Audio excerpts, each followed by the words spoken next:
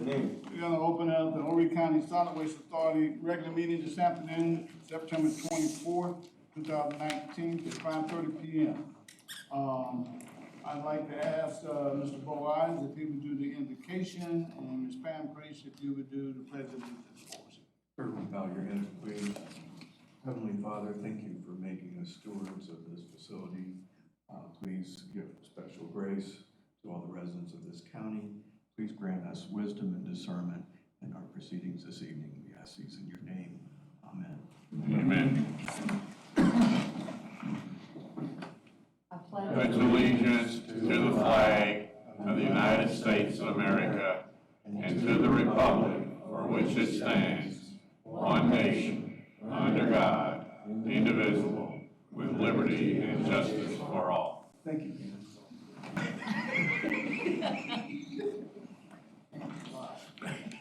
Can you get an approval of the agenda, please? So move. Second. It's been properly moved in second. All those in favor, let it be known by saying aye. Aye. Ayes have it. The agenda is approved. I also need to get approval of the minutes for August 20th, which was a regular meeting in 2019. So be it. It's been properly moved in second. Are there any questions? All those in favor, let it be known by saying aye. Aye. Ayes have it, and the minutes have been approved. I don't have any requests for public input. It's gonna be a lively meeting. No. Board member. So if I don't have going once, going twice, 3 times, we're begging for public input, we can't get any public input. David, you have anything to say? Once we had it every day, now we can't get any. I don't know what we did, must have ran people off, but anyway, the opportunity was there. So with that being said, we'll move on to the department reports, and we'll start with recycling and corporate affairs. Ms. Murphy, please.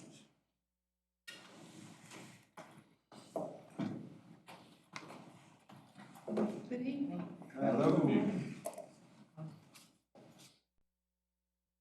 My report begins on page 11. I'm going to start with just a brief update on Hurricane Dorian. You all know that Hurricane Dorian made landfall on September 6th along the North Carolina coast. But before doing that, it spent a week or so, seems like 3 weeks, months, out in the ocean, just kind of stirring and moving very slowly. That presented the opportunity for Horry County residents to get ready. And they got ready every day.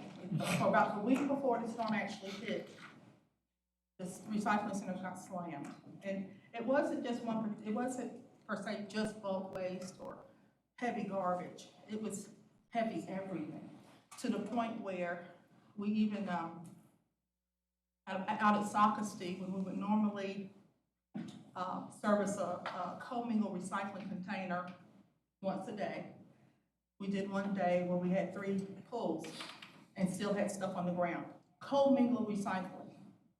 So they cleaned up everything before the storm, which was good. We want things to be in place. After the storm, did not get a lot of bulk waste in after they fought it all before. But we did get, at least on the south, a good bit of yard debris.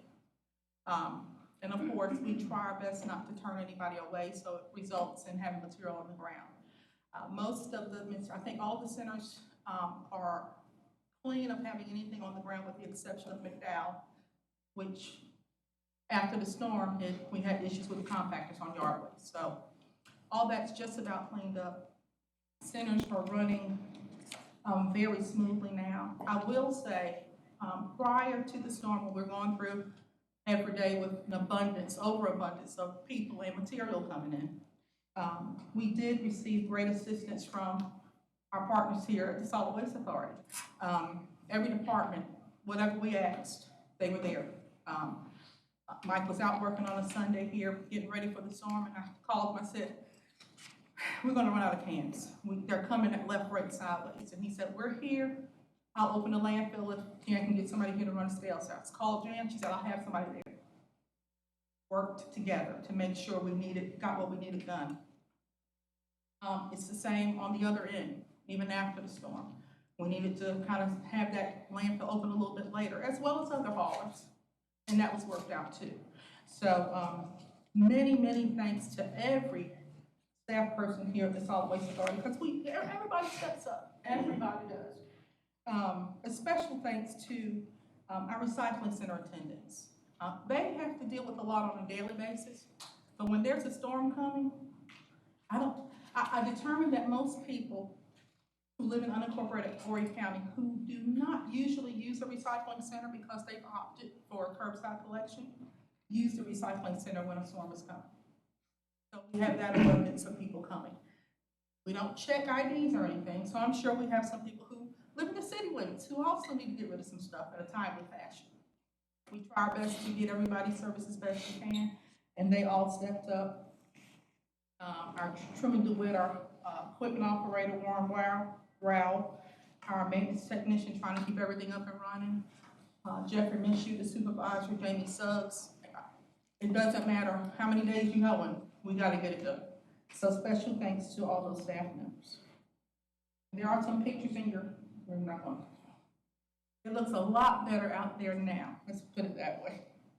Any questions on hurricane? It's gone, I hope none more come this year. Public education information update. At the Recycling and Corporate Affairs Committee meeting, there was a discussion about public education, public information, and how we educate the public on what we're doing here at the Solid Waste Authority. I just want to put together a summary of an overview of what our recycling coordinators, who are the face of the Solid Waste Authority, what they do on a daily basis. Whether it's talking to a business about recycling, whether it's talking to a school about recycling, whether it's talking to a civic group, they cover all citizens in Horry County. Tours, I'm trying to think, I think it was last week, maybe when we had the school tour in here, the homeschool tour here. And we'll take them on our van and tour the landfill in the Murray. Any person that walks in and says, "Can I have a tour?" It doesn't matter if you're one sole person all by yourself, you're gonna get a tour. We're gonna try our best to educate you at all times. We're advertising on every major television station in Horry County. We're advertising on the cable channels in Horry County. We run specialized advertisements in the paper, depending on events that are coming up. Special days, whether it's America's Recycles Day, Earth Day, Grinding of the Greens, those are specific advertising campaigns that we run every year. We recently began a sponsorship with River Talk 2.0. And one of the things, in addition to running our regular commercials that they have as part of the package, is video segments. The segments run on each show. There's a different segment every week. Segments no longer than about 2 minutes. Some are less than even a minute long. And it's an avenue that we can promote whatever. Whatever we want to talk about in that 2-minute segment, it's up to us to decide. Thought it was a good idea. Mr. Knight brought it to us. We went and met with them and said we can use that. Mr. Carl has mentioned in the past recycling tips and things of that nature. So we started this month. The first week of this month, we started running these video segments. What we're going to do with the segments, once they run on River Talk, we will run them on our Facebook page. And we're looking at putting them on our website if that's possible. So Danny asked that I kind of show you some of what we've done for the month of September. And this is going to work. Kendra Hooks, I'm on coordinator of recycling programs for Horry County, and we just caught Miss Kathy green-handed, which is a good thing. We caught her recycling at our Conway Recycling Convenience Center, and today Don't worry, it'll pop back up. Great, everybody, great. Oh. I'm playing the 6th grader, he can fix it. Do you see it on your screen? No? Hold on, okay. I don't know if you can see it. Yep, hit that.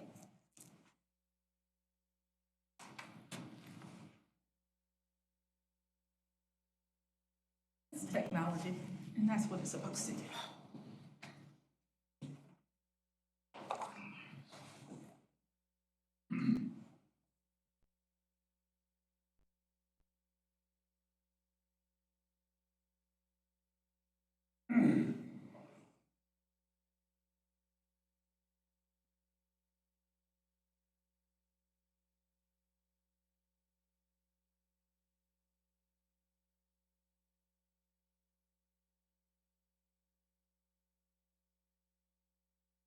Only because you wanted to work.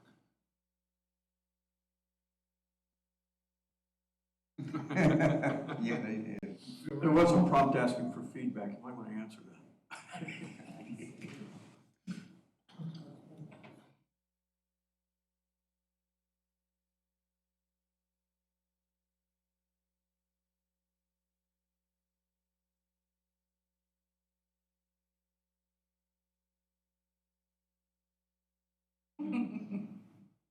Good enter and hope for the best. Yeah, punched the button. Those won't come over. Did y'all know my last name was Murphy? Have you heard of Murphy's Law? It can go wrong at We've once. seen it quite often. We're getting used to this technology. Right. Everywhere we go, we have That's the same right. problem. Went to Asheville, it's good training from Good Asheville. training, wasn't it? That's right, got good training in Asheville. Notice we don't get upset, but we respect this. That's right. We're keeping it weird. That's the first one.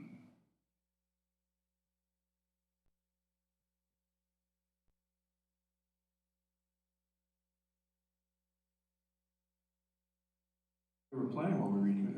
Yeah, they did. Was Like plenty. Click right there. They worked all day today. Yeah, of course. Tired now. You You know should it. have ran it 15 times today and had no problem. We have. It is not important. You want you click right there when it will pop up, that little screen pops at the bottom? No. Here, down here, here. Click it right there, like when you're along that bar right there. You push, click right there. It's taking, No, it's not. got the hand there instead of looking arrows. Okay, before you leave this evening, the goal will be for you to see these videos.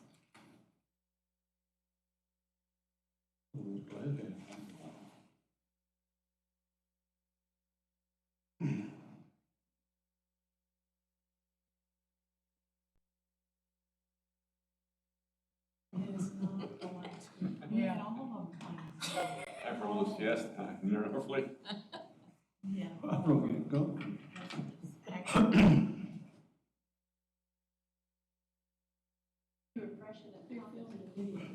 I can't. Oh, Really? You're on the phone. Oh, phone. Send it to Would refresh it. That's what we did. Everyone's a producer these days. That means you can block your own video. that's right.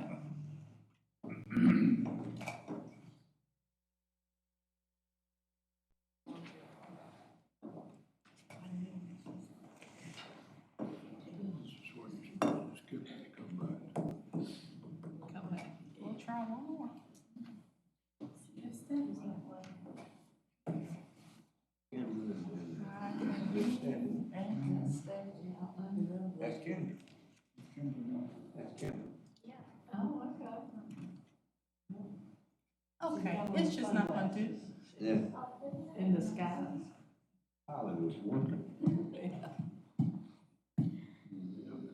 What does that say? Close all tabs. What does that say? So, close, correct.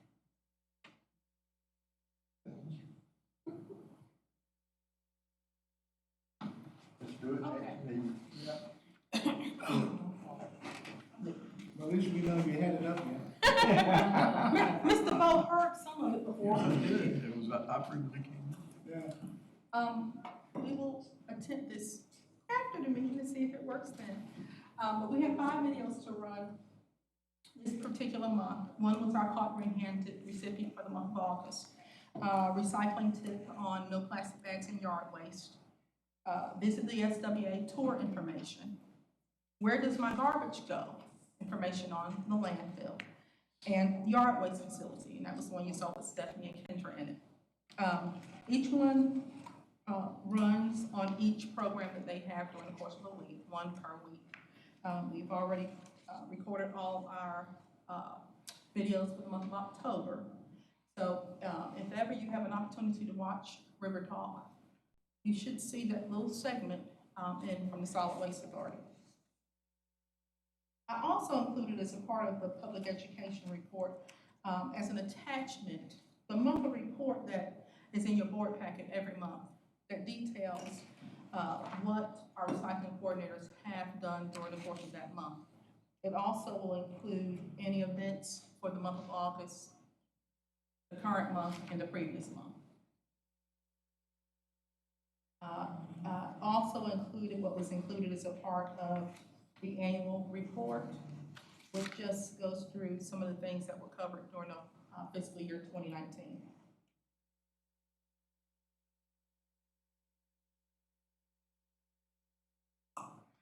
Our Clark Green Handed recipient for August was Miss Kathy Boise. And if you don't see any video tonight, hopefully you'll get to see that one, because she speaks volumes in her 1-minute segment. Very, very good spokesperson when it comes to residential recycling. Under upcoming events, there's just a few things, a few dates I want you to definitely be aware of. We're in the midst of our United Way campaign for 2019-2020. At each of your place settings, left you a pledge card. Please feel free, if you are so led, to donate to the United Way.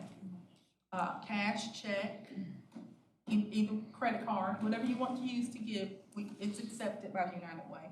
The Day of Caring is on October the 18th, and we will have staff members participating in that. Go ahead and tell them about the new rock. I was just going to say, they might want to participate. We set a campaign goal for the Solid Waste Authority for $4,000 this year. Our initial tally was looking a little shy, significantly shy. And we've done this in the past. Then we look at other fundraisers we can do in addition to donations and contributions. We have 3 slated for the month of October. One of our fundraisers will be a hot dog lunch sale. We'll be having that on October 17th. $5, 2 hot dogs, chips, and a cookie. You're more than welcome. You can sign up in the finance office and we'll take your money. The next one is a 50-50 raffle. $1 per ticket or 15 tickets for $10. Again, please, if you want to contribute, just let me know and I'll get you some raffle tickets tonight. The third one is the first one that's going to happen, but I had to leave that one for last. It's called a Pie in the Eye lunch. So on October 3rd, we'll have lunch at the Landfill Shop, hot dogs and hamburgers. And at that time, those who bid for the opportunity to place a pie in the face of a management level employee will have the opportunity to do so. And that's when? Do we get to choose the employee? That's October 3rd. Careful, they might want to choose a few more. It's October 3rd. Yeah, we're out of town then. We did talk about, let board members have the opportunity to participate on the pie side, but we left that To on. receive the pie or pull the pie? See. Receive. Receive. And we Right. do probably call it. Good. Our meeting said receive. We have 11 volunteers. Maybe not everybody was as willing as others, but we have 11 volunteers, starting from our executive director, down to our management level employees. So we have 11. What kind of No, pie? it's not open to the public. Do we know what kind of pie? it's gonna be? The pies that will be from will be Cool Whip pies. So that's all it's gonna be, it's just Cool Whip on a plate. Push it in your face. There's discussion on whether it be on our plates, but it should be gently placed. But again, if y'all, bidding starts at $10 per pie per person, so, and the top 2 bids, so you can have the opportunity to have 2 pies placed in your face. Top 2 bids will win for that particular volunteer. So if anybody's interested, let us know. We're gonna be looking at these bids every day and see where we're at. We're excited. I told Danny that was I thought we leave it on the second. I'm going with you. That was the hot topic item today. Everybody's excited about Pine High. Everyone's excited about filming it, but no one's be in it. What time are these two? What time? 11:30 to 12:30. And if you do want to put in a bid, you know, by chance, if you want to, your bid has to be in, by noon on October the 2nd. And 11:30 also hot dog sale. Yeah, hot dog sale on the 17th will run from 11 a.m. to 1 p.m. Where's the hot dog? It's gonna be here? Right here in this building, yes, sir. Everything. And what's the 50/50? The 50-50 raffle will pull that same day, October 17th at 3 p.m. So if you come to pick up lunch that day, you'll have the opportunity to buy a ticket then. Or you can buy one tonight, you just let me know. Here to help. Any questions?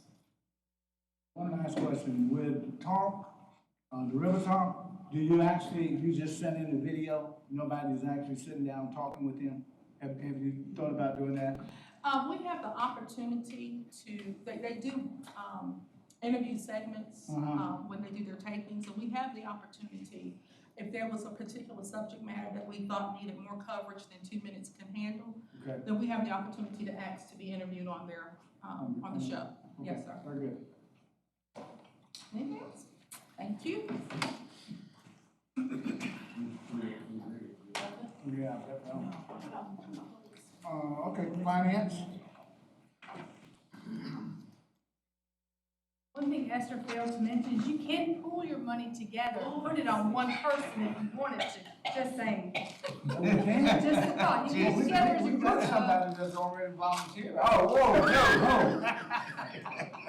We'll take volunteers. We're gonna use a cat for all the whipping.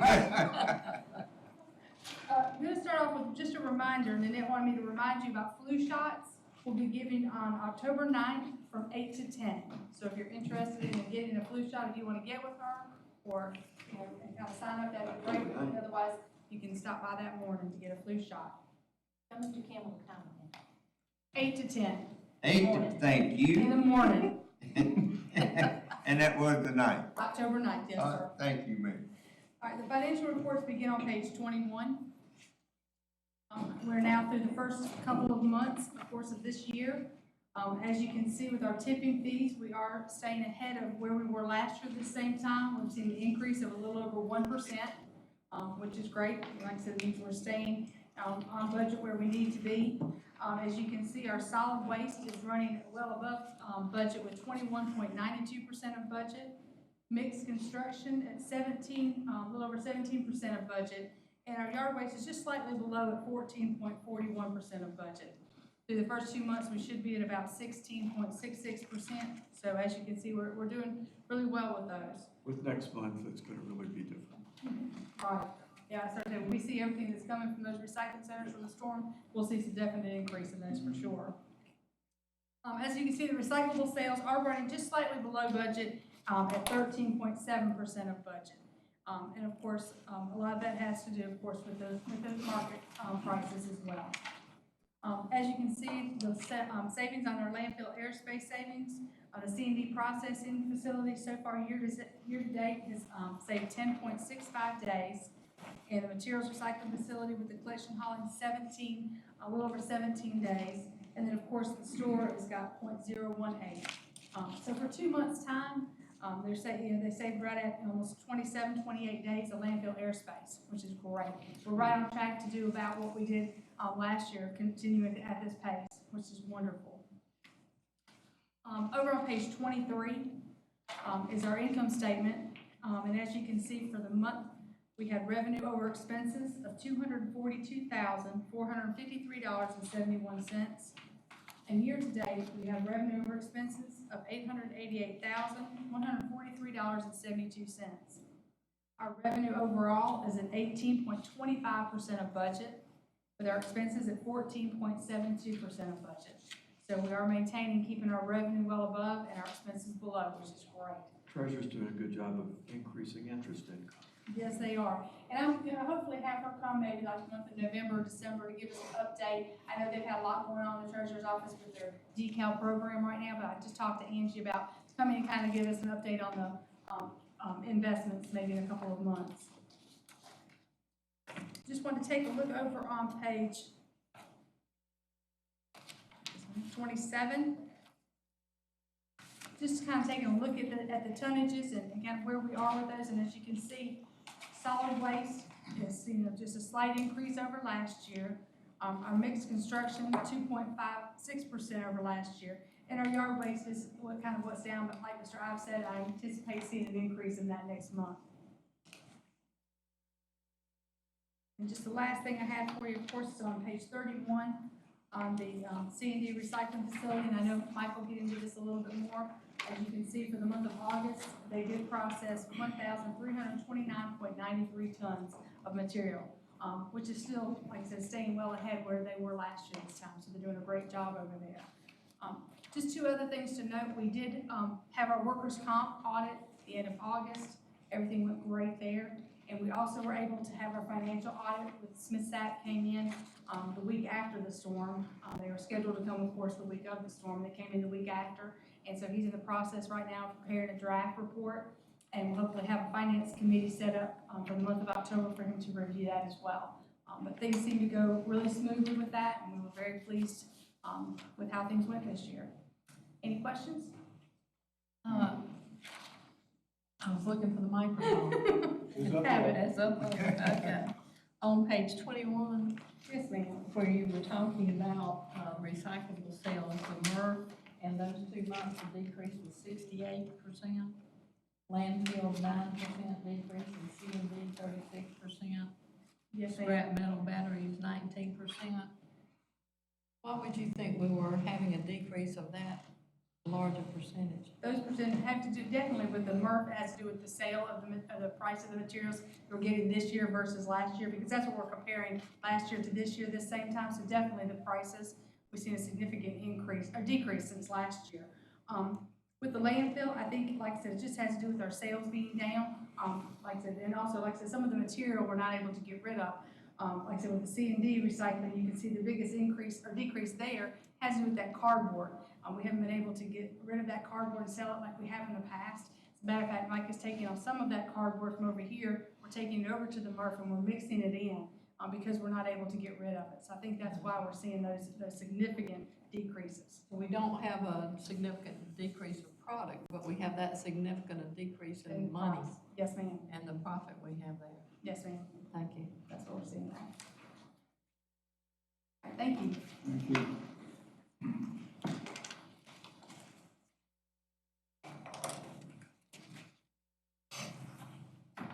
Good afternoon. Afternoon. My report starts on page 36. Sort of a landfill update.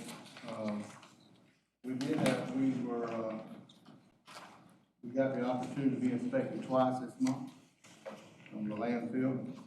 The new director of solid waste and mining for DEC came out and did a view of the landfill. He did that last week on Thursday. And on Monday, our landfill inspector came out and inspected it. So we've been getting good inspections. The guys done a great job out there. We don't have any issues and have not.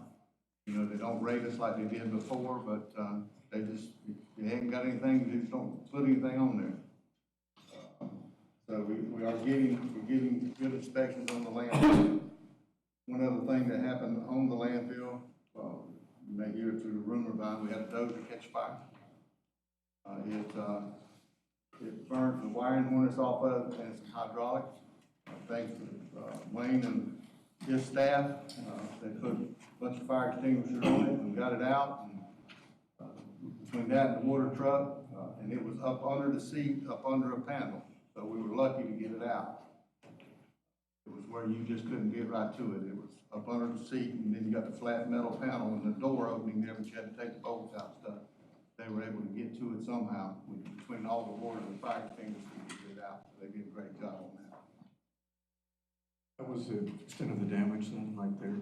Yeah, that was the consent. It looks like about $25,000 to $30,000 worth of damage. Of course, we gotta put brand new wiring harness on it, some hydraulics and some odds and ends, and you got smoke stuff, you know, on the inside the cab where it smoked out. But luckily, the operator saw the smoke quick and staff reacted quick, because it was a bunch of hydraulic oil and compost and stuff that was up under that cab that could have been there. And it could have been going for a long time. What kind of equipment was the branded equipment? Caterpillar, it's a D6T Caterpillar. That was my question, who's responsible for those repairs, is it us or Caterpillar? Well, it'll be turned in on our insurance. Okay, Insurance so reserve. the insurance will pick it up. Well, all the, typically about $1,000 of it. Okay. We had to, the other thing is, we had to rent a dozer. Replace that dozer with, and that's runs about $12,000 a month. Insurance will cover that. What's the anticipated time we're going to rent them? Probably about 30 days, probably about a month. We hope, of course, how fast we can get that wiring harness and stuff back in. We've already got it stripped down, identified the problem, the cab's off of it. It's moving right along. That's what I wanted to know. What was the problem? Why did that happen? It could have been an electrical issue. That's about the only thing, that's the only thing down there that was hot. It could have been a spark that come from the motor that got into the compost up under. It is an area that you can clean out without taking the cab off. That's what I wanted And to know. when you take the cab off of it, it ain't easy. You gotta take it apart to get to it. You just can't. So there's no way anything we can do to keep that problem from happening again? Mike says it happened under the sea. It took Caterpillar all day to take the cab off. That's a section in itself, and all the wiring and hydraulics got to be in a couple and sit over the yard. And it mainly between the track under the undercarriage, and that's the reason, Wayne said they told him that a pair of celery, you can get that fire out when it's up under there like it was, but, they put a lot of water on it and Have we seen, this the first time we had one of those? Not the first time we ever had a fire, when we ever had one in that area. That area. That I'm aware of. All right. It's the first time we've ever had one. So is that a design Sign flaw, yeah. flaw from Caterpillar? It would appear to be someone, if they're saying you very rarely put it out, they're aware of. Right, they're aware that it does happen. So if you can't get under there, and you know that compost build up under, it sounds like a design issue. All right, Mike? I think that's what it was. Let me look into that a little bit further, if you don't mind. I also last week was asked to go speak to, the Solid Waste Advisory Council for the state. So I was up there speaking on markets of recyclables and things, because they're the one that issues the grants. So they determine who gets the grants and what they go for. And I was able to put in some input there of what I thought may help the recycling programs and the marketing of those recyclables. And I spoke to them about that, and of course, they wanted to know what we do, because it seems to be that we are getting by easier than most people, and it's been tough for us. So, I did find out that most people are paying for about $25 a ton to get rid of mixed paper. And we're getting $12.50, so I think that's a plus. That's good. So, Do not give them our suppliers. I did not. I did not give up suppliers' name while I was there. Also, C&D Recycling, as Jan mentioned, over 1,300 tons processed through the facility last month, and we recycled 77% of that. Those guys done a good job. Good job. Also, update, that y'all gave us approval to update the scale house. We don't have those pictures. It's on page 37. I don't know if we're gonna have them up. Yeah, there you go. So this is the, we've got the corner here with. Trying to give y'all an idea of what's going on. I forgot to get the corner out. I never did it. Anyway, you know, over at the top of the scale is the temporary scale that we put in, where you see the trucks going in and out. We look to have this facility up and operating mid-October. So our plans tentatively is on October the 14th, we'll be in the new scale house. This week, they intend to put the old scales back in place, which would be the scales back closest to each side of the scale house. And they're building the outside pads for the other two scales. So, those are being done and processed. I'm gonna flip that one, Jim. Do the close up.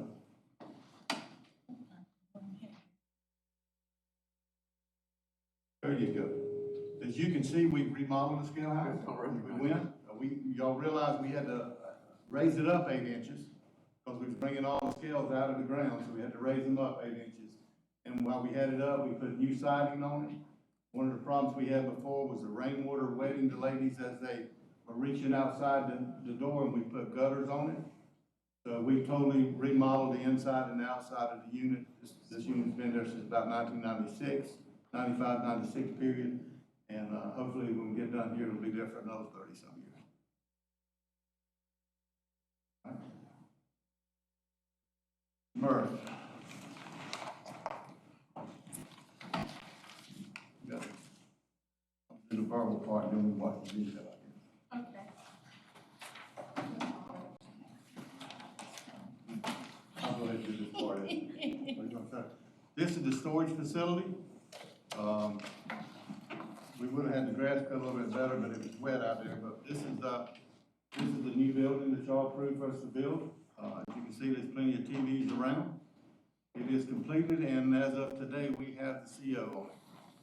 We have been using it for a couple of weeks, but we actually got the physical paperwork today that's saying that it is done. And I asked Chris to come out and do a video so y'all can get a good view of what we did. We'll move in here. We've been processing TVs in it. We've had a rash of TVs.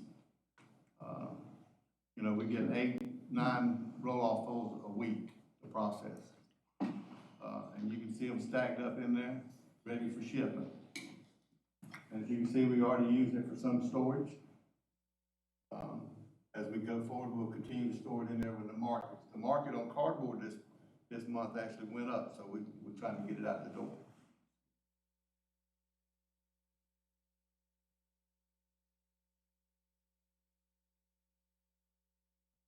Right there you see is probably about over 2 trailer loads of TVs. And if you take what's outside, about 3.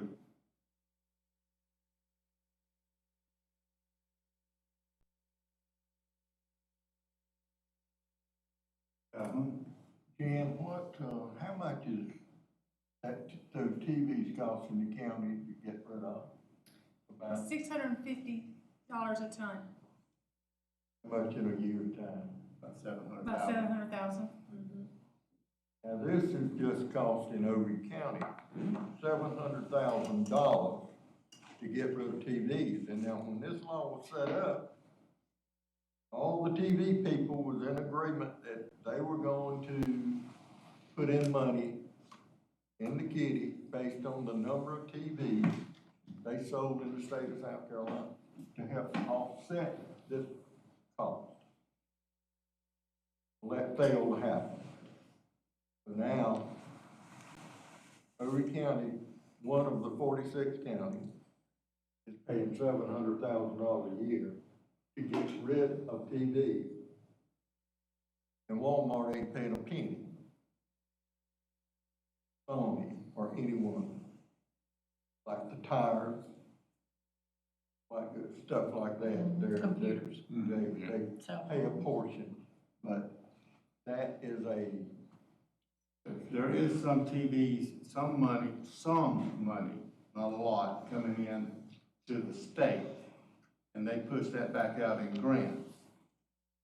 But as of 2021, the requirement now that they pay, manufacturers pay based on how many material they sold out. It's a little bit of money that's probably $1 million a year that the DA is getting to put back out in grants. I found out at the SWA meeting the other day that in 2021, that law sunsets. The TV manufacturers will not have to pay, they're paying a little amount, but they won't even have to pay that after 2021. But landfills TVs are still banned from landfills. So even some of the counties and stuff that would be getting some type of grant, but have that money for grant money, is no longer there after 2021, what little it is. I know I've asked this question before, but I guess I'm gonna ask it again. If you look at the business license, and I realize the county is paying us to process this is a county bill.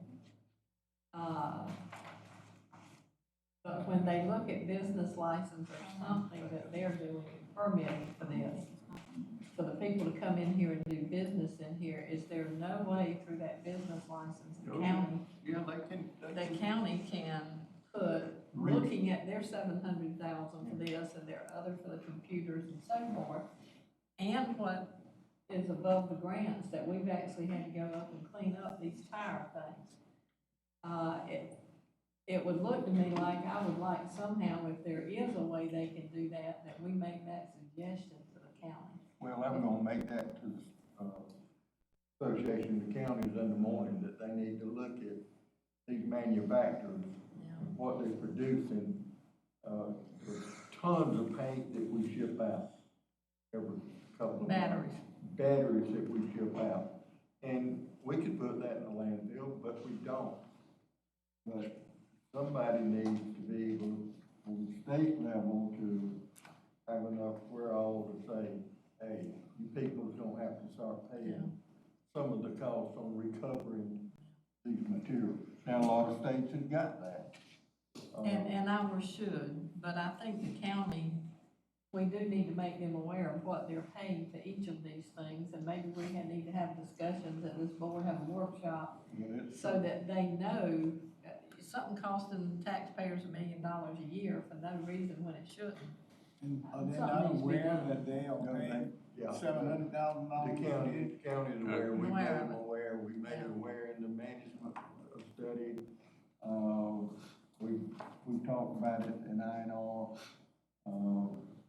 Steve looked at that budget, he's familiar with the budget, Dave is gonna be looking at it now.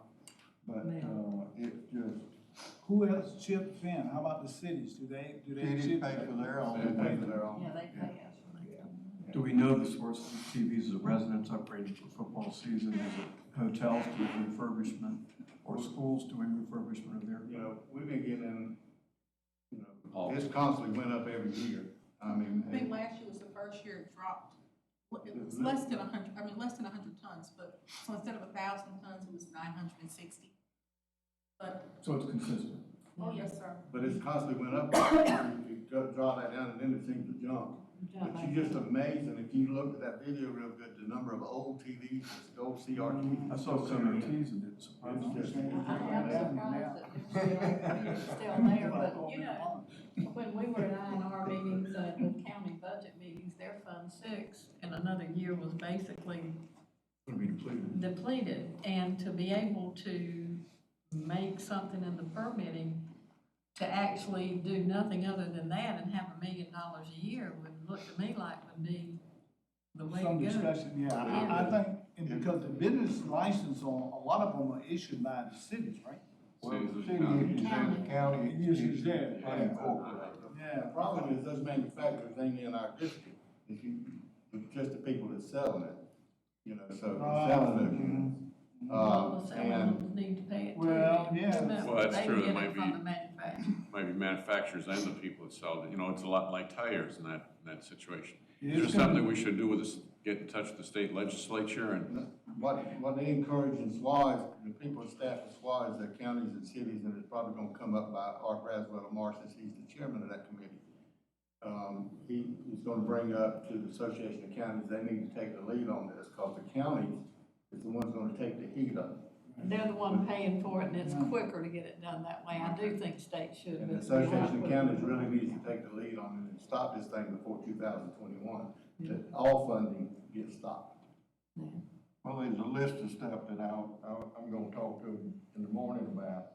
One is, you've heard us talk about in the management plan, the way they, keep the records on recycling. It's different in every county, there's no set way. Private businesses do not have to report. And they should. Governmental agencies mandated to report. Well, I'm gonna talk about that. Tourist population. Our our permanent population, when you figure in the tourists, you just double whatever the permanent population is, year after year after year. And all the trash that comes into Horry County, you divide that by your permanent population to get that state figure. You divide it by the tourist and the permanent, Horry County would be kind of in the picture. Yeah. But that's not the way it's figured. And I'm gonna encourage the Association of Counties to take a look at it.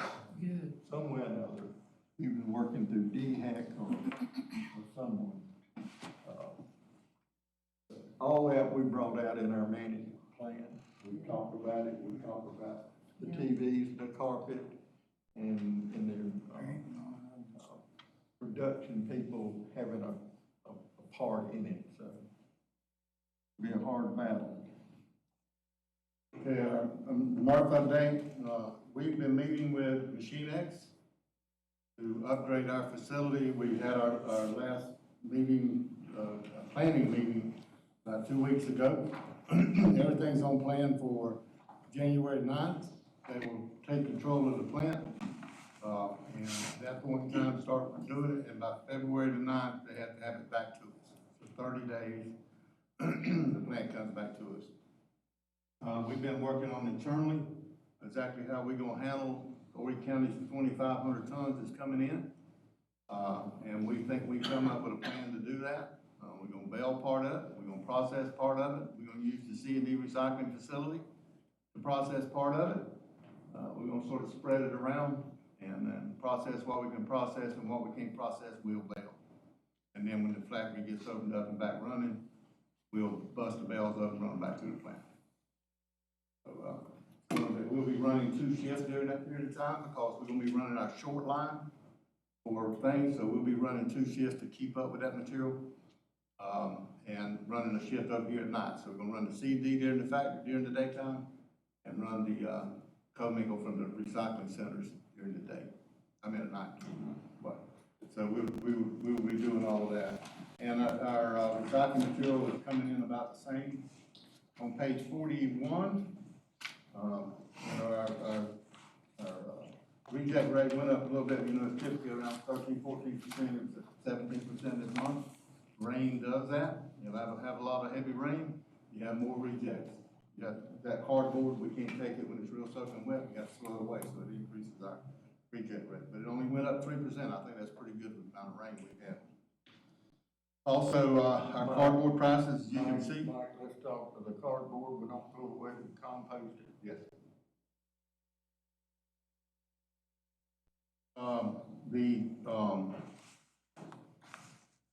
You see our prices versus 2018 prices. In 18, we were getting $99 a ton, 47. This month, we went to 50. So, in the month of September, we selling cardboard for $50 a ton versus 37. We sold some last month for 10. That's come from the factory, the C&D factory. We couldn't get rid of it totally. We had 3 loads over there. Somebody offered us $10 a ton for it, so we took it. And so we got that. It's just a hard market right now.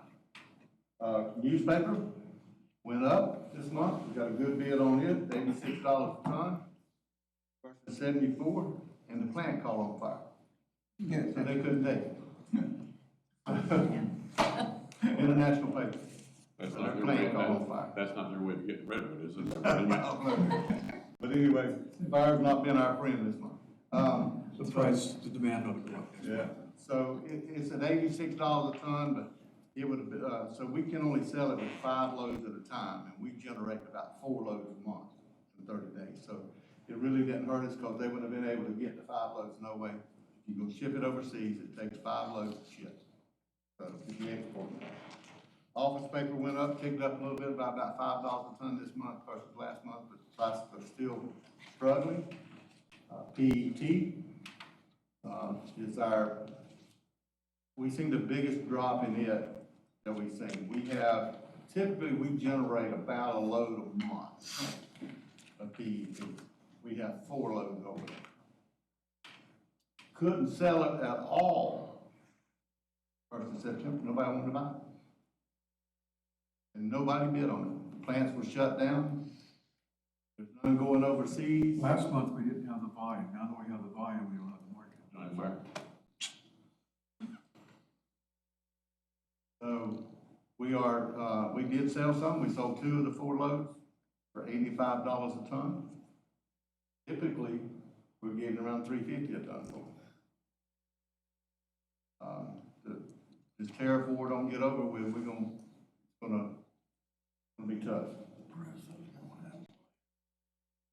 I'll be glad, our employee of the month, any questions about the MERS? Driver of the month. Our driver of the month is Preston Neefru. Don't know him personally, as you can tell. I could imagine. But he does a good job. He works for Trevor. You don't know Trevor's out of Merle's Inlet area. Guy's name's actually Robert, but Trevor's spelled backwards. He's Robert.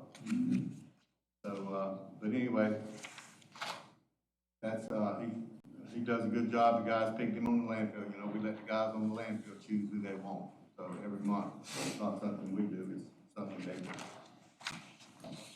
That's it for me. If y'all got any questions, I'm glad to answer. All right, thanks, Mike. I actually, I stopped in and done a little, he took me on a tour this month, walked around the Murph. Everything was nice and clean. Appreciate the tour. Thank you. Thank you, Senator. Thank you, sir. Trevor, Robert, Mike is eating.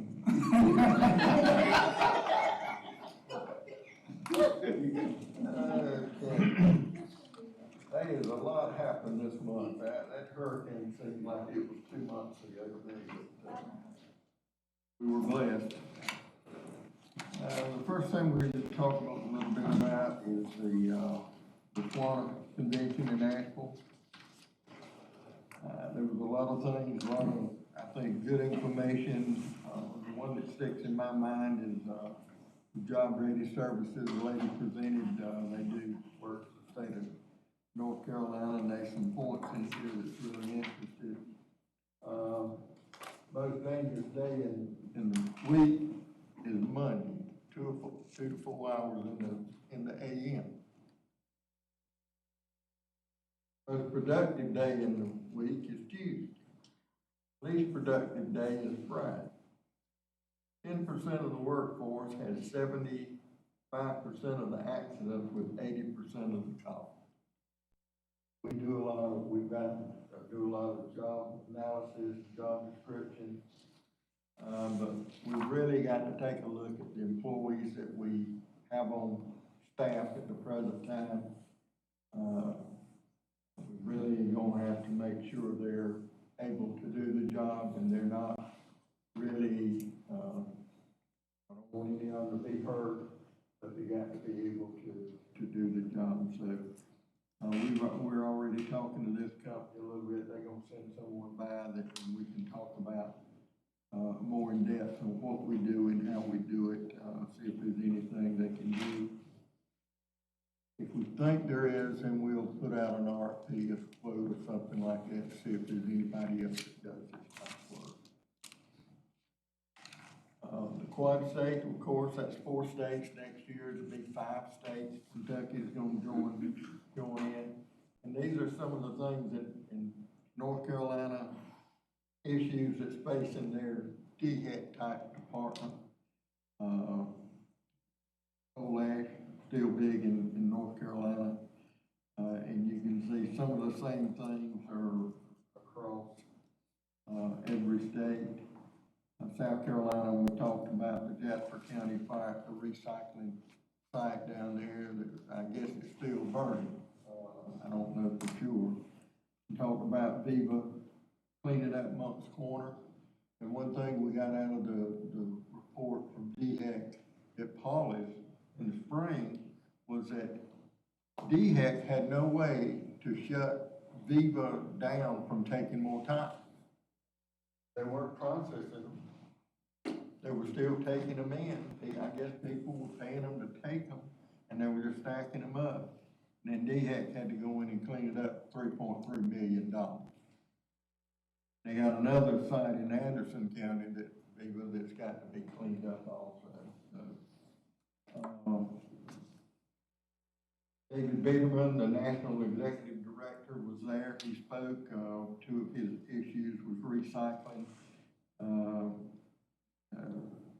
National SWANA is pushing for $500 million in grants over the next 5 years to assist in this recycling problem we've got. It's all for China and the overseas market. I also said they're looking at a proposed national bottle bill. Be interested to see what Budweiser does on that. Contamination is a problem in all recycling facilities, and everybody's optimistic that USA and China are all going to do different things in the market, and new plants, upgrading plants and stuff like that. Safety is a big issue. Our industry is the 5th most dangerous, first is fishing, second logging, aeronautic, roofing, and then solid waste. Had a new one this year, Legends with the industry, and a lot of the old timers got up and talked about when they started and the difference between when they started and how it is now. And one that got me was Mr. Glover, and Glover did a big project out here. I do work with Glover. I do work with Glover. Yeah, and I told Mr. Glover after the meeting, he's probably 80 years old, and spry as he can be, and I said, Mr. Glover, you kind of set the bar at our solid waste authority. We can have someone to come in and do a job, and I said, Wayne, how you think they're doing? They're doing good. They're not as good as Glover. And they kept the little restaurant down here in business for a year because they go down and buy breakfast, lunches, supper, and bring them to the job. And the guy at the booth says, we still do that. And he's chomping at the bit for this project that we're talking about, permitting now to get done.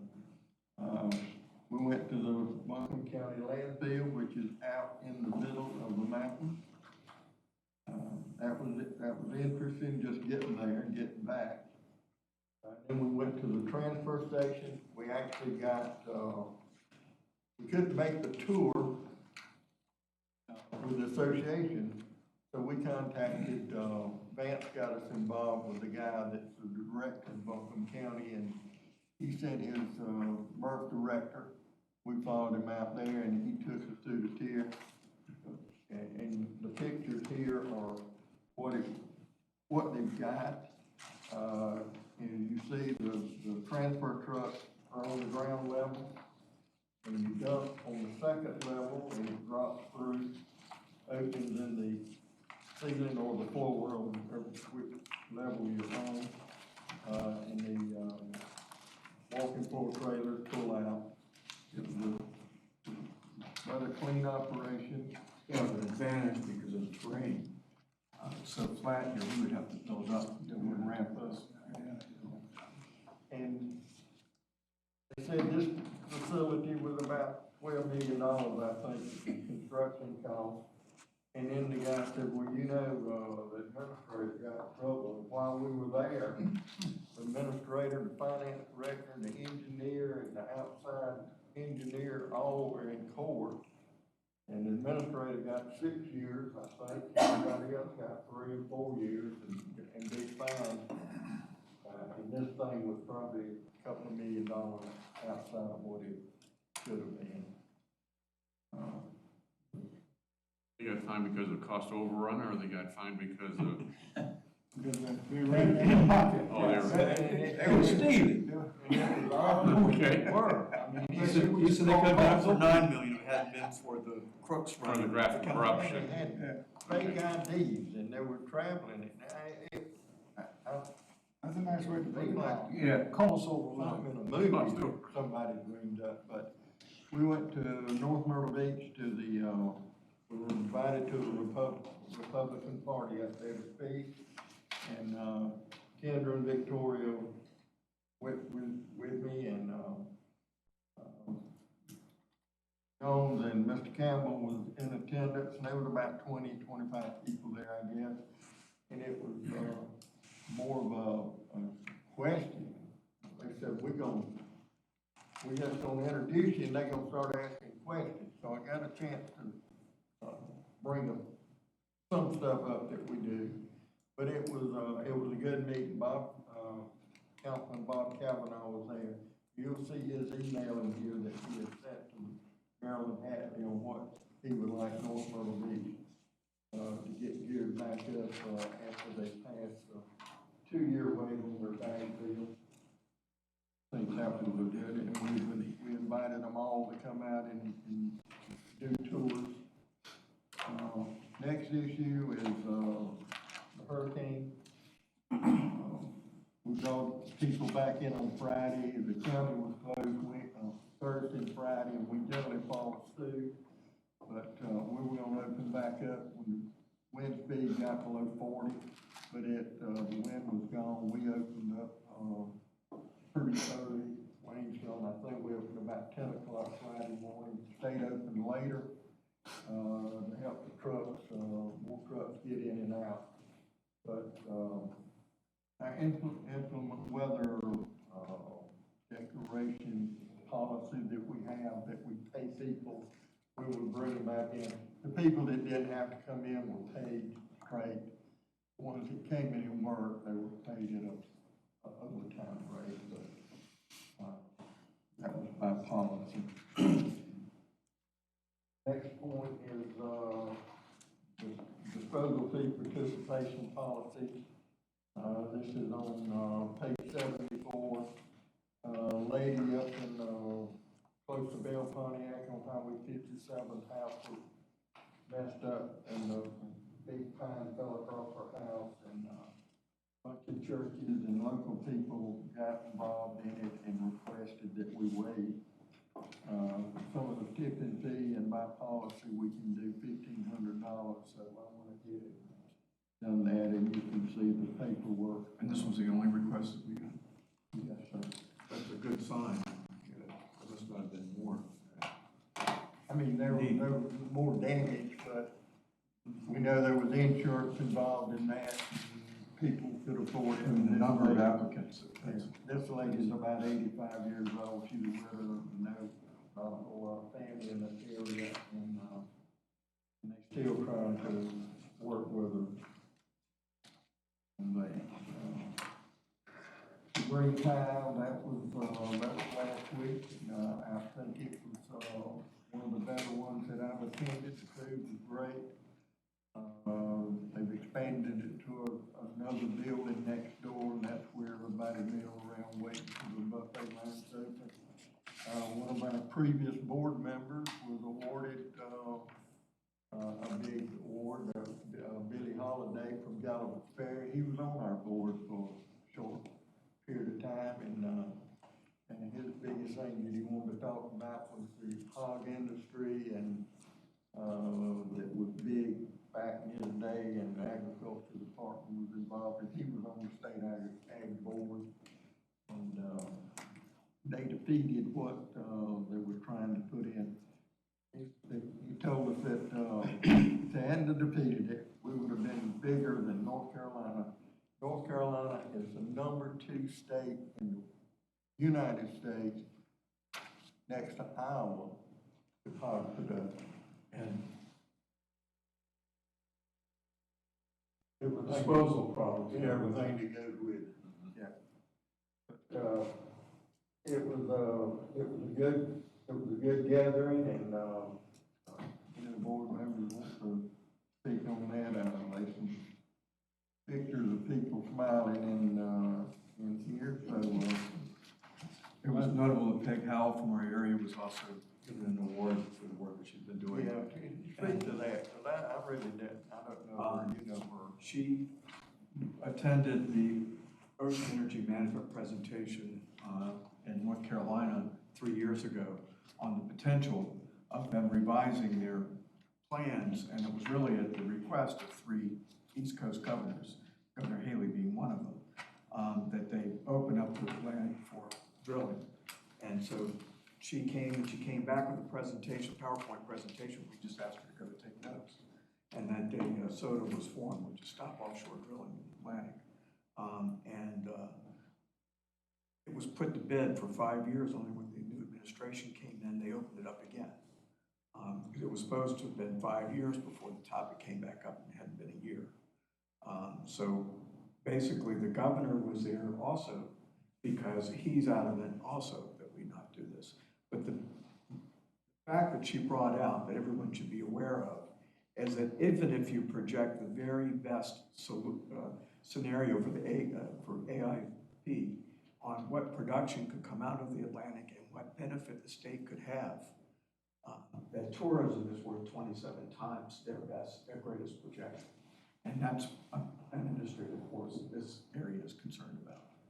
That's really important to keep in mind. It's economic, it's not just environmental. But what would happen to this coast if it were industrialized? It would transform this area. Well, if it had one spill, what's already here is making 27 times more than what you realize from the other, so why would you take? There's a spill in Georgia right now. Yeah, so you're gonna take the chance. One other point I'd like to make, in the back of the book, there's an article that was in the Sun News. And I think when they came, they thought they were gonna get one story. I think they'd been reading the papers in Charleston about, what they were doing with recyclables there and what they were hearing on the national level, recycling's dead, should stop it. Hearing about from Repower on you don't have to recycle, we can take it all and tend to it when it gets there, type thing. But I think after they talked to the board members, Mike took them on the tour, we got them out, they had their drone out, Chris went with them on that deal, but we got it was a good article, and I think it was the article itself was a lot different than they thought the article was gonna be before they got it. It also satisfied a lot of questions people have. They pick up the paper and read that recycling is dead. You know, it's important to let them know, please keep recycling because there is a market and we're gonna address the market. And how much time, days we have saved at the landfill based on what we do. Well, my little daughter, she's 12 now, used to carry her Yeti thing to the school. They prevented them from carrying them this year. She's been carrying plastic bottles, which is bottles a day. Oh, because the principal won't let them carry a thermos in them. And she brings it home and she can recycle them, but I just thought that was crazy. It is If crazy. you do that 2 times per kid that carries it, it's a lot of plastic bottles, right? It Horry is. County Schools. And we have found out in our Talking Trash program that you got to get that principal kind of involved or you don't, the program ain't there. They can What's the stop principal's it. rationale Yeah. for how to use You them? can have teachers. They walk scared in to there. bring alcohol or whatever in their cups. So why don't you just punish that one instead of punish Yeah, you- everybody? Punish They everybody. take it to football stadium. Coca-Cola bottles don't be mine. Yes, they do, though. So speaking of saving But bottles, you know, you go from saving money and teaching them to save a product to, they go to school and school still don't bring that water. Not only that, you don't want to drink a soda pop and everything else. And he's saying, don't bring water. You know, you bring a plastic bottle of water, but heck, if they put vodka in the plastic bottle of water, they Yeah, don't you say, know gee, what what that is is. it? Yeah. What's the difference in putting it in a plastic bottle, you know, or put it in a thermos, Yeah, you I'm know? not sure I understand why you chose to do that, but they get hooked up on the segment and they roll with it. Speaking of saving bottles, I'm working, this company has changed, and gone to a different water system. And they reduced the uses in 1 month, the number of bottles, plastic bottles that they had coming into the office. And there's only 20, maybe people in the office buy 227 bottles in 1 month. Right. And I mean, you look at how many children are in school here. Gosh, They yeah. reduced the amount of bottles. That's the one that. You ever seen the statistics about how much plastic you end up running through your body? Yeah. And a lot of it's been increased by drinking them. Drinking it. Drinking it, yeah. Plastic bottles. And one guy, I talked to in Asheville, he said his wife is on his case all the time about refilling bottles. And he marks it each time he refills it. After the sixth time, he won't refill it because scientific is starting to break down and yeah. We're full of it. Back to the green time, one thing I wanted to say, the senator from Williamsburg that was on the, Man the Man, Senate committee last year. Saab. Right. And he, thank you. And You were getting there, weren't you? I man? was, but that's okay. Thank you for it, excuse me, ma'am. That's okay. He was very supportive in those committee meetings that I testified in. And I talked with him for a while after that. And, he said it would be coming back up. And I told him, I said, so many times the chairman wanted to say that was a littering problem or everything's a littering problem, but that isn't the problem we have. It's much more costly and it's much worse than littering. And if you and your committee do not come to the Solid Waste Authority to see, I don't know how you would understand what we process and how we do it, and to look at our figures, just like what we can't sell anymore, and what we have to landfill and what it costs. So I'm inviting you personally, and I would like for the whole Senate committee to come out there and let us host you, let you actually see it, so that you can understand where we're coming, because we are going to have a worse and worse problem. This isn't, in my opinion, going to get any better. China's not going to start taking all of this back. And it goes along with the financial report, with the percentages that we're losing the money on and what we're doing. And it goes to what the counties are paying. And if you can't put all of this together and show that to our senators that are just listening to lobbyists, if we cannot educate them to how serious this is, to me, it's almost an insurmountable problem. And he was willing to do that and was planning to do that. And I think we need to work with our lobbyists, as I said when we were in our budget, to be proactive and for us to start writing a bill and getting information. If we need to sit down and this board needs to have a workshop, we need to get all of this information together so that we can present it to the senator when he comes out here, so that he can understand how costly and the problems we're having with each and every product that we have and what our projections are for that in the future. So I was really thrilled he sat at our table and that he's willing to listen and he's willing to work with us. And I just think that was a great thing. I talked with Mr. Jones about it, and he had an opportunity through some social activities this past week to talk with our lobbyists. And I really appreciate you doing that and handling that with him. So I believe we need to follow up on that. And if you have anything you'd like to say about it, I just really think that is going to be important to the financial solvency of this agency in the future. He was very angry with that, very agreeable, said this gentleman was easy to work with, Simon, was very easy to work with, and he looked forward to taking care of that. That's great. And I hope they follow up and show up. Yeah, nice I to think show up it's here. our place to be sure that happens. Yeah, I I don't think we think can hope Yeah. that happens. I think it's our responsibility to be sure that happens. That may be a situation where we need to reinitiate that invitation several times before they show up. I know a couple of years ago, we were presenting what we go through with the plastic and the film and everything, and how much we had to pick up, and I had one of the guys at the Capitol tell me, he said, well, isn't that your job? That kind of burnt me. It wouldn't burn me as much as it would probably really give me the intelligence of the person that made the Well, question. again, I think it's based on the fact that they really don't understand They don't. what we're doing out here. I think and I guess my pet peeve is as many times as we offer, and we beg, and we plead, and, you know, often even go pick them up, it's still hard to get them to come and see what's going on. And it's very hard for me to understand how you can make decisions on something that you don't understand, that you don't see, that you don't know. When I worked in manufacturing, every company that I went to, the first thing I did was go and tour the manufacturing facility. So I understood the product, the end process of what was being done.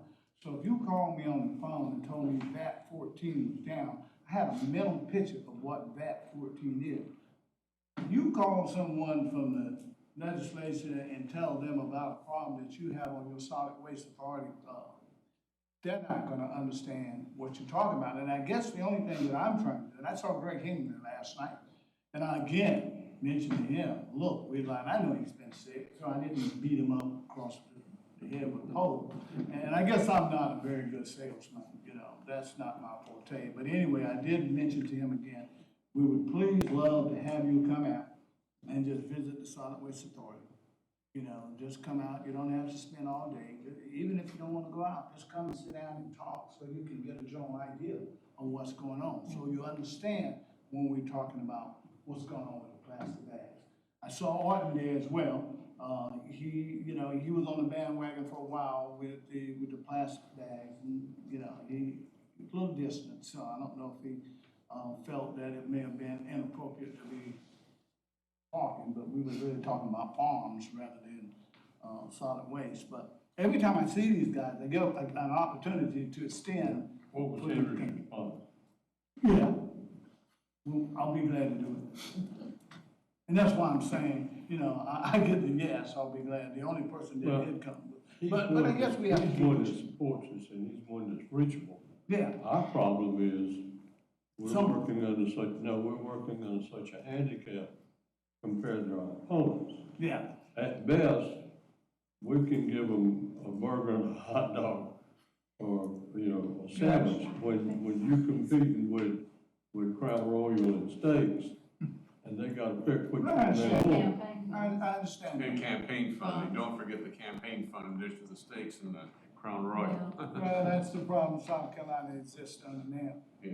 Yeah, but Until somebody I don't can make think a we change. can quit trying. No, we have to keep trying, you know, I'll keep offering them a hot dog. But if you're really interested in serving the constituents And doing your and job. doing your job, then a hot dog ought to be just as good as a steak. And I think what we need to do, each time we see one, we invite them. Yeah, No matter where you are, it doesn't take that long. it's gonna take about a minute, and they're gonna, yeah, we'll be glad, you know.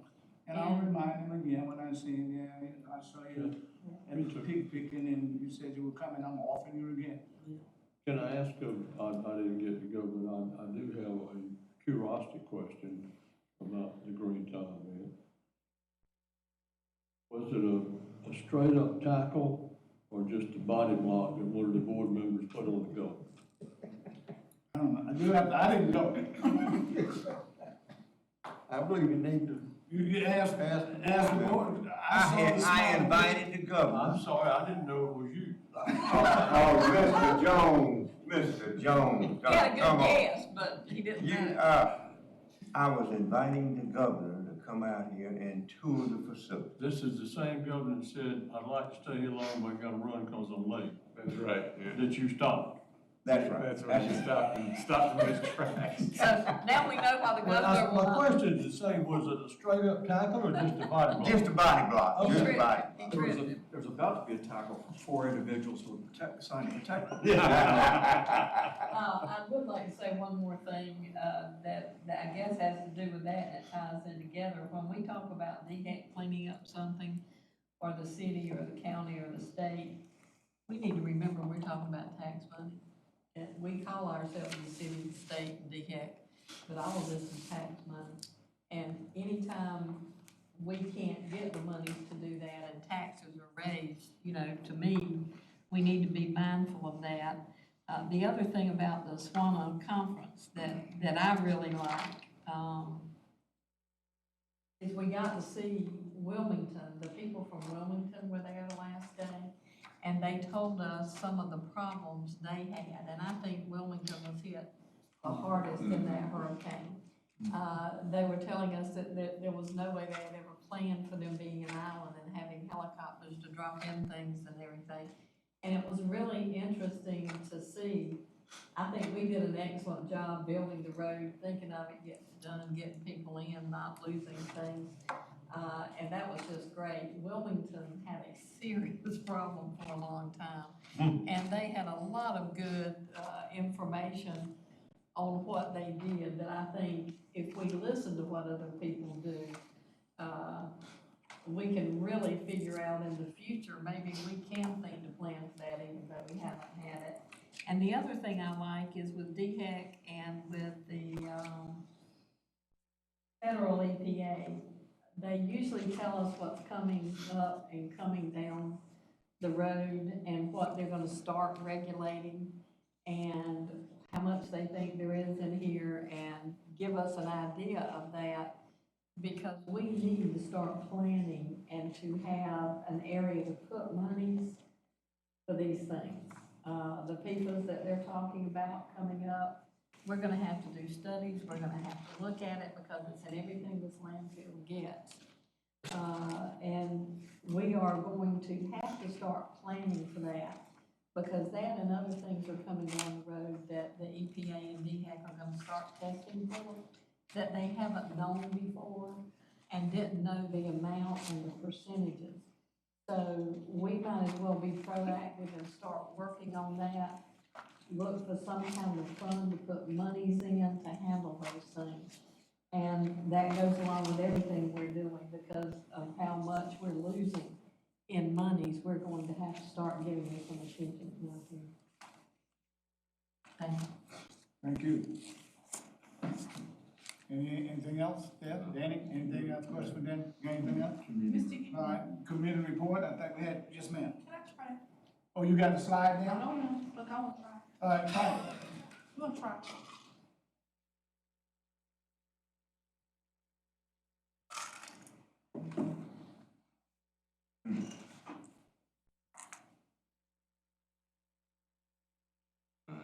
Hey everybody, my name is Kendra Hooks. I'm a coordinator of recycling programs for Horry County, and we just caught Miss Kathy green-handed, which is a good thing. We caught her recycling at our Conway Recycling Convenience Center, and today she's getting a gift card and a bag full of goodies.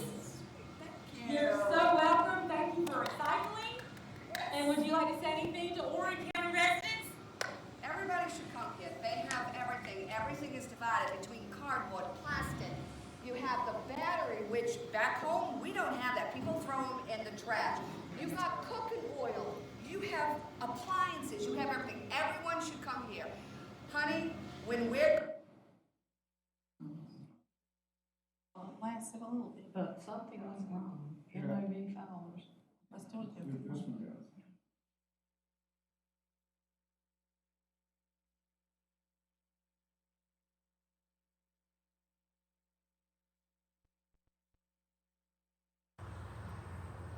Hey Horry County, my name is Victoria Johnson. I'm the recycling coordinator here at the Horry County Solid Waste Authority.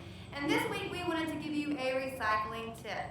Plastic bags in the yard waste is something that we are urging the public to not use. A compostable paper bag would be ideal, or you can always just empty your plastic bag out. However, if you use a plastic bag, this is the end result that you see behind me. It will go through a wood chipper and it will get cut up into 1,000 little pieces, which then creates a big litter problem, which we do not want. It'll contaminate the mulch, but then it also will get blown away by the wind because they are so light, and then it creates a litter problem in our environment. It gets in our waterway and in our water system, and we do not want that to happen. So we urge the public to help spread the word about plastic bags in your yard waste. Thank you so much for what you do in helping protect tomorrow's environment today. Have a great week.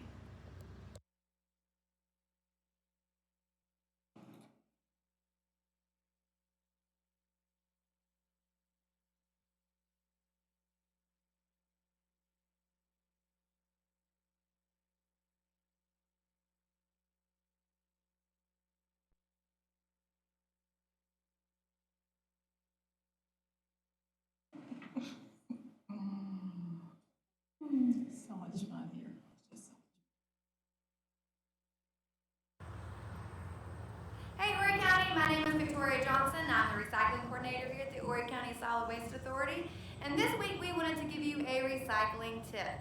Plastic bags and the yard waste is something that we are urging the public to not use.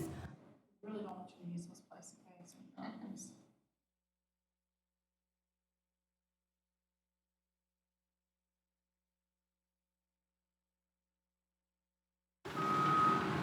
Hello, Horry County. My name is Victoria Johnson, and I am the recycling coordinator here at the Horry County Solid Waste Authority.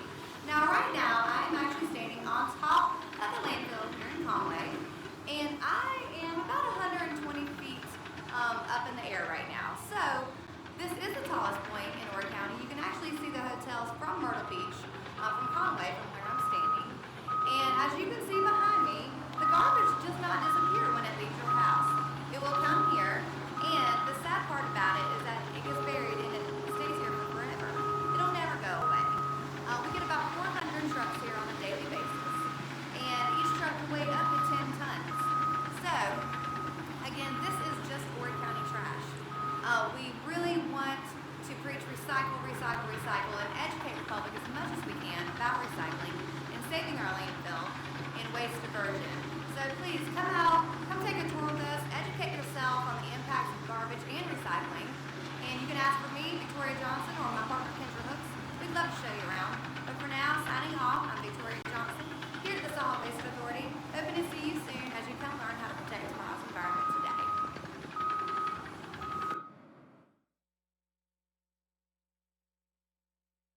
He's still here, so let's see. Hello, Horry County. My name is Victoria Johnson, and I...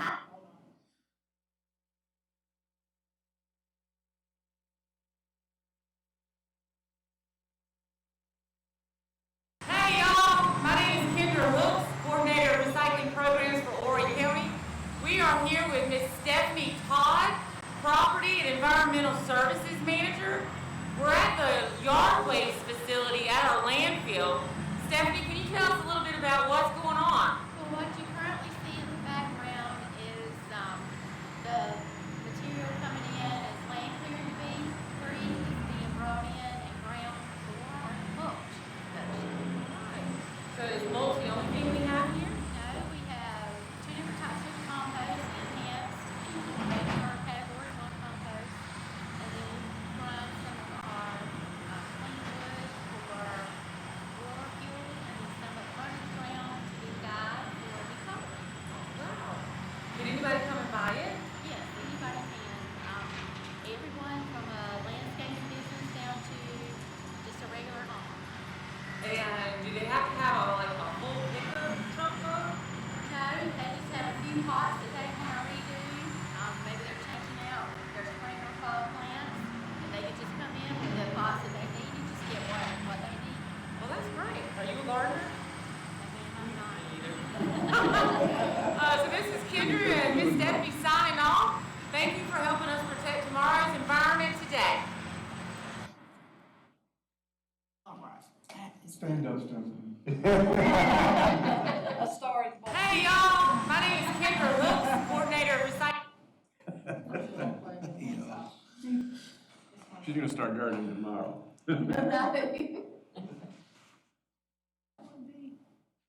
4 to 5. Leave that alone. That them? That was good. Yeah. Good. So that's that 2-minute segment that we're running with, the talk show, real talk, yeah. Okay, good. I think we have one, recycling and corporate affairs committee report. Yes, the committee met on September 17th, and due to the fact that all the people sitting around this table and everyone present in this room here has at least got a 9th and 10th grade reading comprehension level, I'm not going to insult your intelligence by having you read it, because I know you're all devoted and dedicated committee members, and you already read it before you came, so if you don't have any questions, we're ready to move on, but if you got questions, we'd be happy to answer them.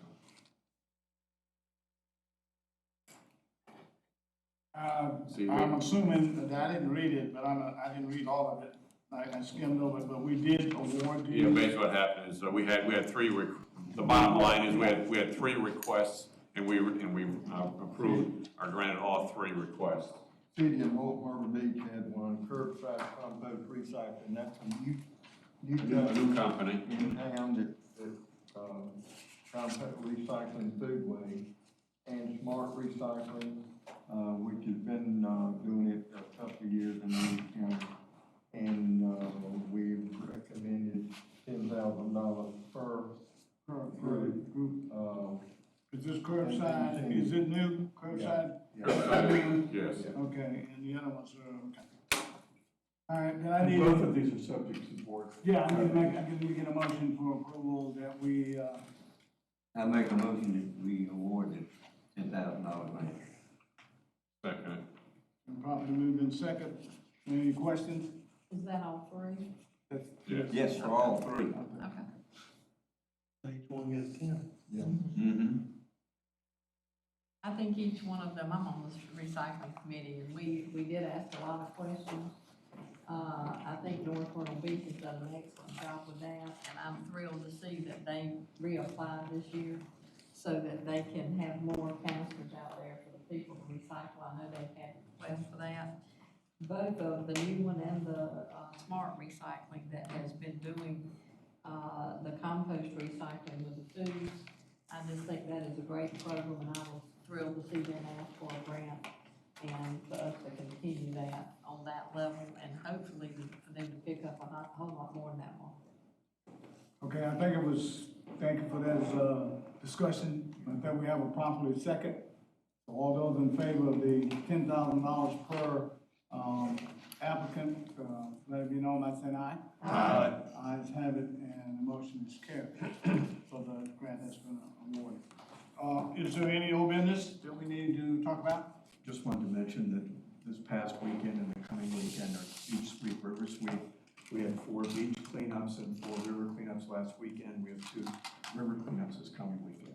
Okay, sounds good. Also, I wanted to thank David Gilreath for attending today representing the county. I'm not sure everyone knows David, but thank you for coming, David. And also want to acknowledge Mike Ryle attending this evening. Mike, it's good to see you. Good to see everybody again. Okay, I guess that was under new business, but, but thank you anyway. Well, it wasn't exactly roundtable. Well, that's what we talk about most of the discussion. Any other, so we're in new business. Any other thing that we need to have under round table discussion? I got anything for get in the cause? I'm back to the same, thing we've been talking for about a year now. I need to find out so that whoever's going to Phoenix can get straight. I don't think. We'll know that tomorrow. We'll know that tomorrow. Okay. Good, I won't be in that discussion tomorrow. So whoever who's going will get straight, tomorrow. Any other thing that we need to have? Again, I appreciate all of the things that you guys did during the storm. I want to thank these guys for coming. Thank the board for being here. I think the SWANR, conference was good. Like Danny said, I think the most impressive thing to me was, and I'm glad that you jumped on that, is the job, search and the applications of job, responsibilities that we're looking into that. I thought that was good information, very good. The one thing I did not like about the SWANR, thing was is that we had a lot of technical problems. It seemed that it was haphazardly, put together, that they caught people and then they put them together. I wrote on my, recommendation is that we do not have the conference on the back of the vendors. It was very noisy, and if we hadn't been sitting right up front, it would have probably been very hard for us to hear, what they say. I think they had a lot of good information. I think it was just hard for them to disseminate that information because we had so many technological problems with slideshows and that kind of stuff. But none of that, I think, was really good. I wasn't that, they told me that was probably one of the best hotels in the area.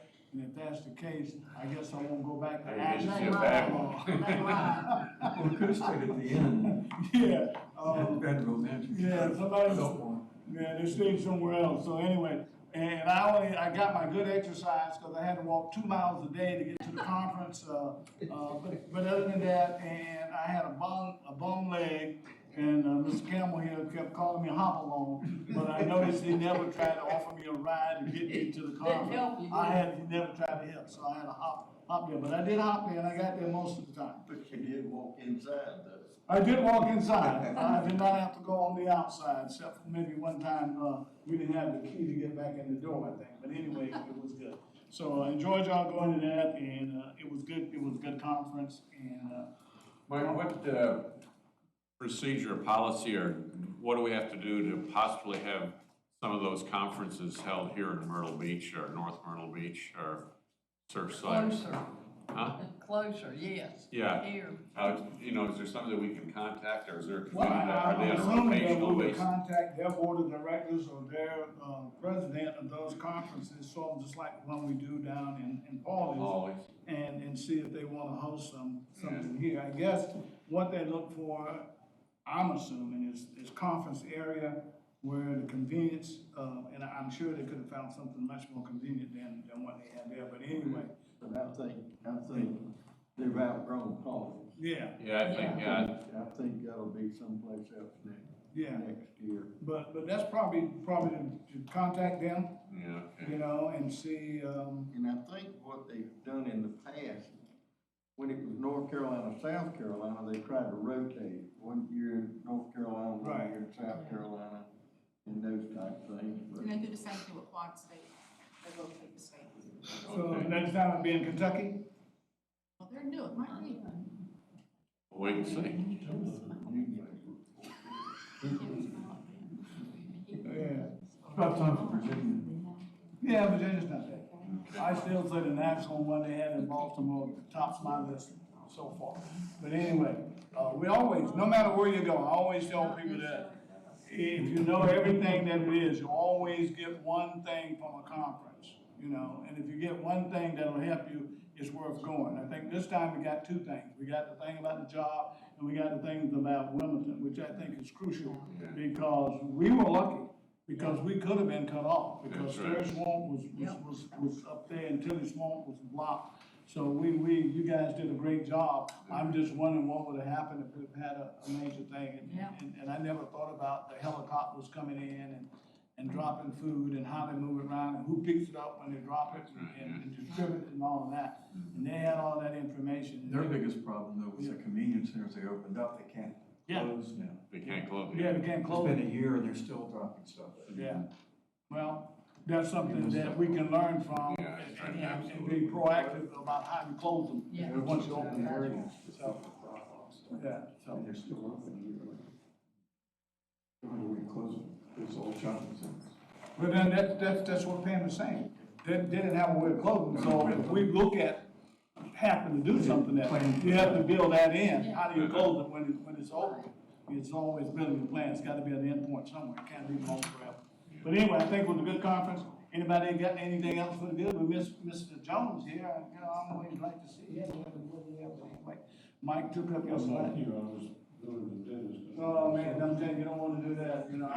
Well, you like me, well, you're better, somebody asked me how the food, I said they threw that away, the whole good. Yeah, well, I you know, after a while, I'll be like Lurch, you know, Lurch, yeah, I'm like him, you know, that's what my daughter said. She said, you'll be able to eat nails, and that's all I have, is ceramic and metal teeth. But anyway, I don't have anything else, there's not a need for an executive session, so if that's it, I'll, ask for a motion to adjourn. So moved.